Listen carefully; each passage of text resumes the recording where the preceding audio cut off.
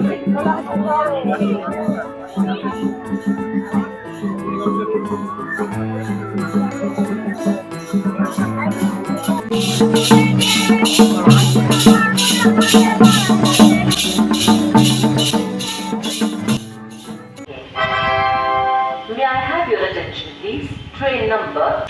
বন্ধুরা, ওয়েলকাম এর আরও একটা নতুন পর্বে। তো কেমন আছো তোমরা সবাই? আশা করি সবাই খুব খুব খুব ভালো আছো।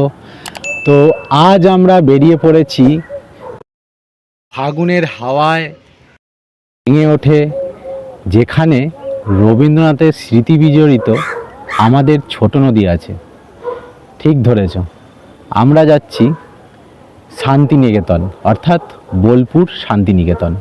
তবে শুধুই বোলপুর শান্তিনিকেতন যাচ্ছি না, আমরা এবারে যাচ্ছি সঙ্গে তারাপীঠও, যেটা মা শক্তির একটা অন্যতম পীঠ। এখানে কিন্তু নেত্র পড়েছিল, অর্থাৎ চোখ পড়েছিল। তো পশ্চিমবঙ্গের এক অন্যতম সতীপীঠ এই তারাপীঠ। তো এই দুই জায়গার সম্বন্ধে আলাদা করে নতুন করে কিছু বলার নেই পশ্চিমবঙ্গবাসীর কাছে। তো আমরা দেখাতে চাইছি আজকে একদিনে, বা তোমরা কিভাবে খুব সহজেই এই দুটো জায়গা কিভাবে ঘুরে দেখতে পারো। আর এখন অর্থাৎ একদম পলাশ ফুলের সময় শান্তিনিকেতন কিভাবে সেজে উঠেছে সেটাও তোমাদের কিন্তু সঙ্গে দেখাবো। তো চলো দেখতে থাকো আজকের পর্ব। আজকের পর্বটা আমাদের চন্দননগর স্টেশন থেকে শুরু হচ্ছে। এইখান থেকে আমরা কিভাবে পৌঁছচ্ছি বোলপুর সেটা দেখাতে থাকবো, সঙ্গে থেকো।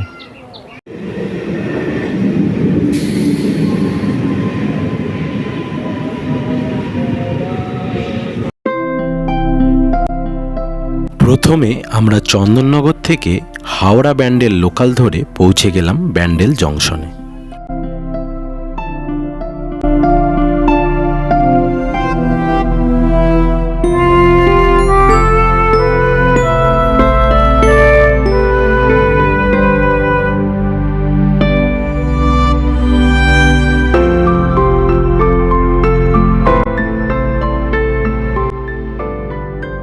ব্যান্ডেল জংশনে মিনিট 10 অপেক্ষা করতেই চলে এলো আজকের আমাদের ট্রেন কবিগুরু জামালপুর এক্সপ্রেস।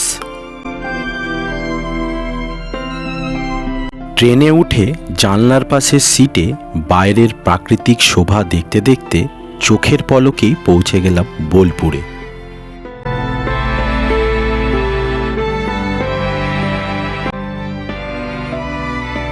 তো অবশেষে আমরা এসে পৌঁছে গেলাম বোলপুর শান্তিনিকেতন স্টেশনে। তোমরা দেখতেই পেলে ট্রেন বেরিয়ে গেল, প্রায় আধ ঘন্টা ট্রেন লেট। তো চটপট করতে হবে, আমরা এখান থেকে বেরিয়ে যাব এখন শিল্পগ্রামের উদ্দেশ্যে। আমরা কাটা সার্ভিস ব্যবহার করে যাব। তো চলো যাওয়া যাক, যাত্রা স্টার্ট করলাম।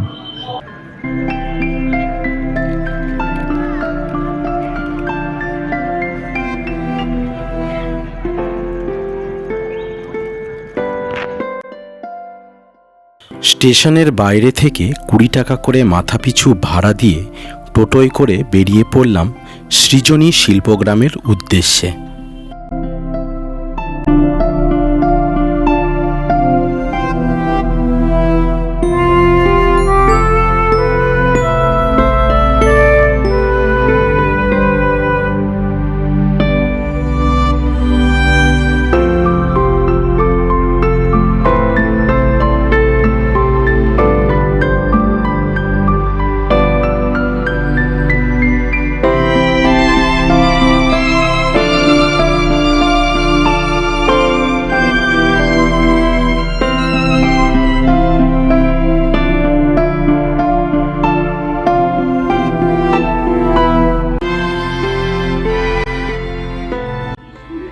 তো প্রথম আমরা চলে আসলাম বোলপুর শান্তিনিকেতনের প্রথম ডেস্টিনেশন।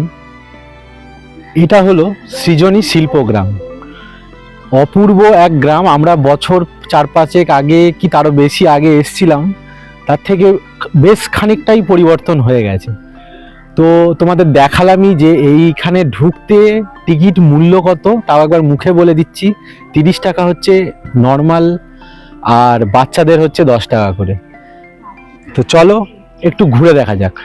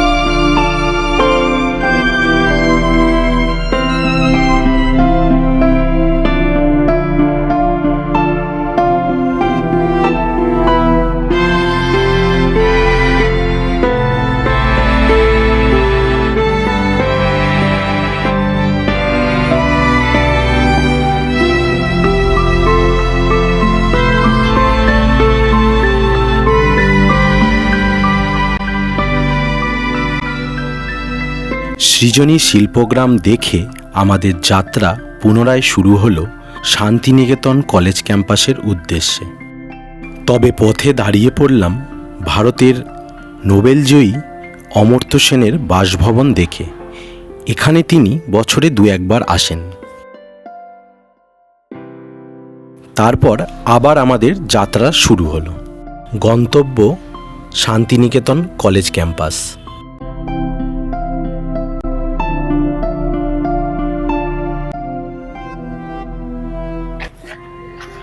হেঁটে চলেছি বিশ্বভারতীর ক্যাম্পাস, অর্থাৎ ঠিক কলা ভবনের সামনে দিয়ে।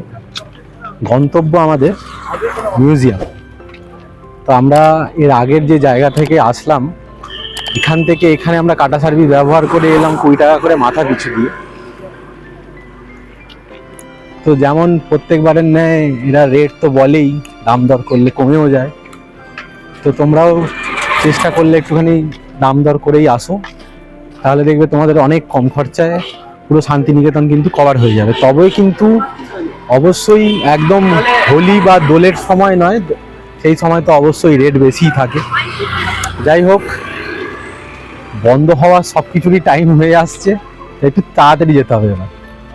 তো এসে পৌঁছে গেছি মিউজিয়ামের ঠিক সামনেটায়। তো মিউজিয়ামের টিকিট মূল্য হচ্ছে 100 টাকা জনপ্রতি, আর বাচ্চাদের জন্য 10 টাকা বা স্টুডেন্টদের ক্ষেত্রে 10 টাকা। আর ঠিক উল্টো দিকেই রয়েছে কিন্তু ছাতিমতলা। ছাতিমতলা, এখানে রবীন্দ্রনাথ দুটো ছাতিম গাছের তলায় ধ্যান করেছিলেন, এবং তারই সাথে এর যে পুরো বাগানের যে স্ট্রাকচারটা আছে, এটা কিন্তু খোদ রবীন্দ্রনাথের হাতের ডিজাইন করা। তো যাই হোক, মিউজিয়াম সম্বন্ধে যতটুকু জানতে পারলাম যে মিউজিয়ামের ভেতরে কিন্তু ভিডিও অ্যালাউড নেই, তাই আর আমি প্রবেশ করছি না। তোমাদের একবার এক নজরে বাইরে থেকে দেখিয়ে দিচ্ছি। তো এই হচ্ছে বাইরের থেকে ভেতরের ঢোকার প্রবেশ। এখানে রবীন্দ্রনাথের বাড়ি, রবীন্দ্রনাথের গাড়ি এবং রবীন্দ্রনাথের ব্যবহৃত আনুষঙ্গিক জিনিসপত্র কিছু কিছু আছে। যাই হোক, তোমরা দেখতেই পেলে যে মোটামুটি সিকিউরিটি গার্ড আমাকে বলেই দিল যে ভিডিও করবেন না। হ্যাঁ, সব জায়গায় টাকার ব্যাপার। কারণ যেহেতু আমি ভিডিও ঢুকেও করতে পারবো না, আমি তাই ঢুকলামই না। কারণ আমরা বহু বছর আগেও একবার দেখে গেছি। চেষ্টা করেছিলাম যে বাইরে থেকে তোমাদের যদি এক নজরে দেখানো যায়, কিন্তু এখানে এটাও করতে দেবে না। এখন সব জায়গায় টাকারই ব্যাপার এসে গেছে। তো যাই হোক, চলো পরের গন্তব্যের দিকে যাওয়া যাক।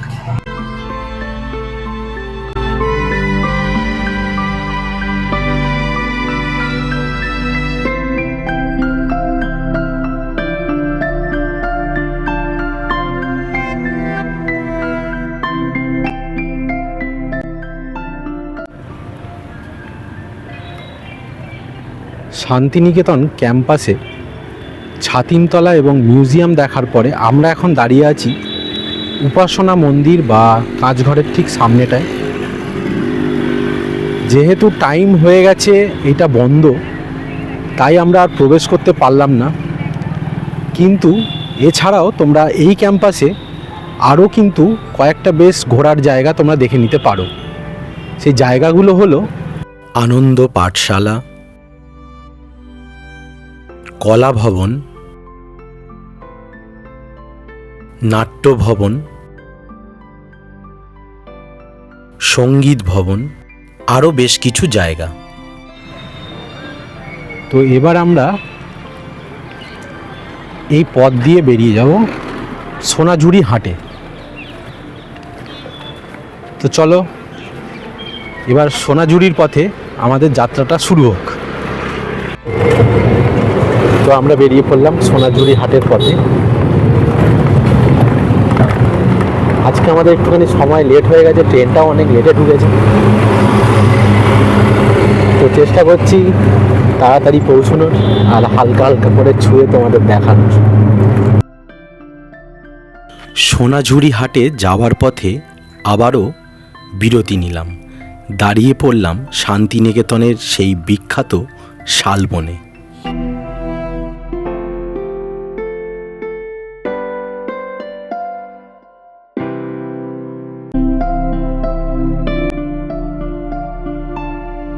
তো সোনাঝুরি হাটে আসার পথে তো তোমরা দেখতেই পেলে যে আমরা একটু শালবনে দাঁড়িয়ে পড়েছিলাম, কারণ একই পথে শালবনটা পড়ে। আর এই মুহূর্তে আমরা দাঁড়িয়ে আছি এখন কিন্তু সোনাঝুরি হাট, যেটা একদম রমরম করছে।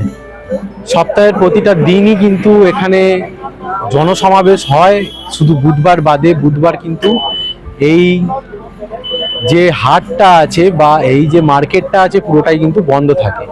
তবে অবশ্যই শনি রবিবার বা বিশেষ কিছু কিছু দিনে কিন্তু প্রচুর লোকের সমাগমটা বেশি হয়। তো যাই হোক, চলো এবার দেখা যাক সোনাঝুরি হাট।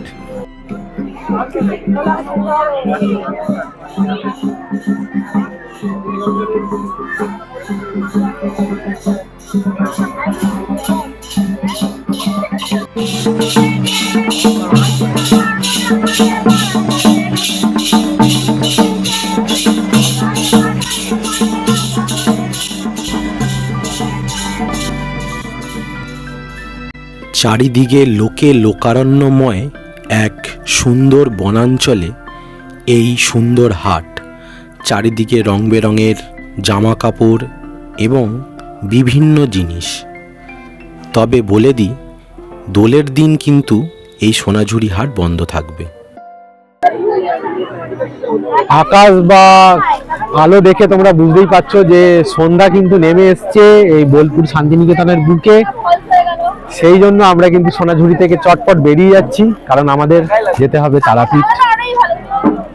আর বোলপুর শান্তিনিকেতনের যে কটা জায়গা আমরা চেষ্টা করলাম আর কি তোমাদের তুলে ধরার, সব কটা তো সম্পূর্ণ হলো না কারণ সময়ের অভাবে। তো যাই হোক, চেষ্টা করলাম সময় মানে অ্যারেঞ্জ করে তোমাদের দেখানোর। বাদ বাকিগুলো তোমরা কিন্তু অবশ্যই দেখো। এবার আমরা চটপট বেরিয়ে যাবো কিন্তু তারাপীঠের উদ্দেশ্যে। তো চলো যেতে থাকি আগে।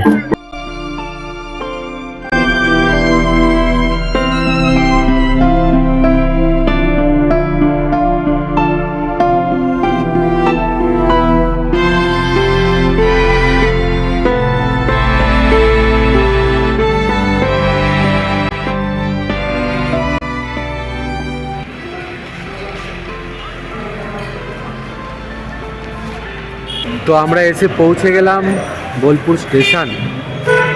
আর আমরা ধরবো কিন্তু এখন মালদা ইন্টারসিটি ধরে আমরা এখান থেকে কিন্তু বেরিয়ে যাব হচ্ছে একদম তারাপীঠের উদ্দেশ্যে, অর্থাৎ রামপুরহাট। তো চলো, একবারে মানে প্রচণ্ড খিদে পেয়ে গেছে, একবারে ওখানে গিয়েই খাওয়া দাওয়া করবো। তো চলো দেখতে থাকো, পর্বটা কিন্তু কন্টিনিউ আছে।